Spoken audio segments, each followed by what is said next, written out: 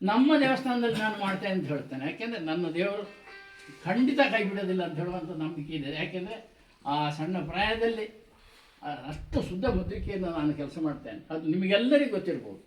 Master ಹೇಗೆ ಅಂತ ಹೇಳೋದು ಎಲ್ಲರೂ ನನಗೆ ಗೊತ್ತಿದ್ದವರೇ. ನಂತರ ಇದೇ ದೇವಸ್ಥಾನದ ಪೂಜೆ, ಆ ಪೂಜೆ ಮಾಡಬೇಕಾದ್ರೆ ಪೂಜೆಯವರ ಮನಸ್ಸು ನೋವಾಗಬಾರ್ದಂತೆ. ನೀವು ಒಂದು ಕೆಲಸ ಮಾಡ್ತೀರಿ ಮನೆಯಲ್ಲಿ ಹಿರಿಯರಾಗಿ, ನೀವು ಮಾಡುವ ಆ ಮನೆಯಲ್ಲಿ ಕೆಲಸ ಮಾಡಬೇಕಾದ್ರೆ ಆ ಹಿರಿಯನಿಗೆ ಮನಸ್ಸು ನೋವಾದರೆ ಆ ಮನೆ ಒಳ್ಳೆಯದಾಗ್ತದ? ಇಲ್ಲ, ಖಂಡಿತ ಇಲ್ಲ. ಅದೇ ರೀತಿ ಈಗ ನನ್ನವರು ಇಲ್ಲಿ ಪೂಜೆ ಮಾಡ್ತಾರೆ, ನನ್ನ ಸಹೋದರರು ಅವರು ಇವರು ಅಂತ ಹೇಳುವಂಥದ್ದನ್ನು ನಾನು ಗ್ರಹಿಸಲಿಲ್ಲ.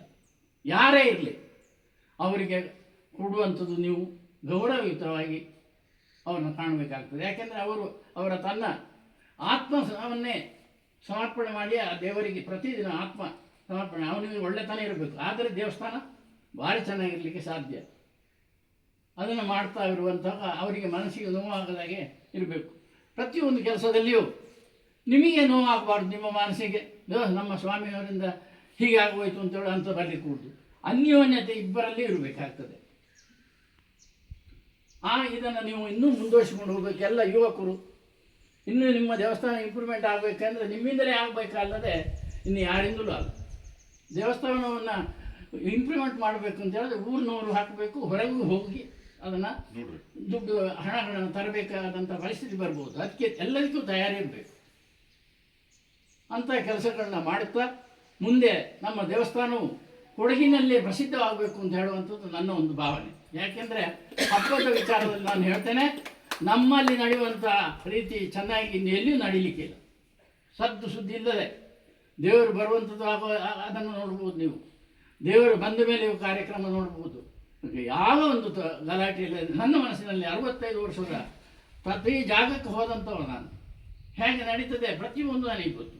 ನಾನು ಹೋದರೆ ಅಲ್ಲಿ ಸಾಕು ಜನರು ನನ್ನನ್ನು ಭಾಳ ವಿಶ್ವಾಸದಿಂದ ಕಾಣ್ತಾರೆ. ಕೆಲವರು ಹಬ್ಬಕ್ಕೆ ಈಗಲೂ ಬರಬೇಕು ಅಂತೇಳಿ ಕರ್ಕೊಂಡು ಹೋಗಿದ್ದು ಉಂಟು. ಅದರಿಂದ ನಾನು ಹೇಳ್ತಾ ಇದ್ದೇನೆ, ನೀವು ದೇವರನ್ನ ನಂಬಿ, ನಮ್ಮ ಈಶ್ವರ ಯಾವತ್ತೂ ಕೈ ಬಿಡೋದಿಲ್ಲ. ನೀವು ಪ್ರತಿದಿನ ಆ ಈಶ್ವರ ದೇವರನ್ನ ಸ್ಮರಣೆ ಮಾಡಿಕೊಂಡು ನಿಮ್ಮ ಕೆಲಸ ಪ್ರಾರಂಭಿಸಿ. ನಿಮ್ಮ ಕೆಲಸ ಖಂಡಿತ ನಡೀತದೆ ಅಂತ ಹೇಳಿ ನಾನು ಗಂಟೋಪಾಸವಾಗಿ ಹೇಳಲಿಕ್ಕೆ ಇಷ್ಟಪಡ್ತೇನೆ.